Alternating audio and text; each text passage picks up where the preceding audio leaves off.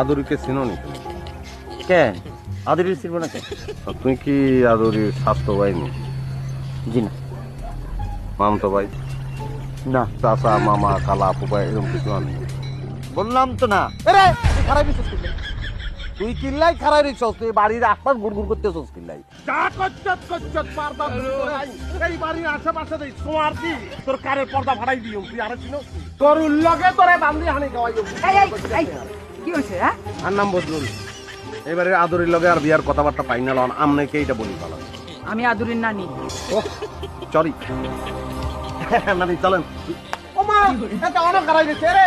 আমার কথাটা শুনো, বলি পালা। এটা হইতেছে তোমার শ্বশুর আদুরির বাপ। খাতে আর শ্বশুর খাতে আর বাপ বাপ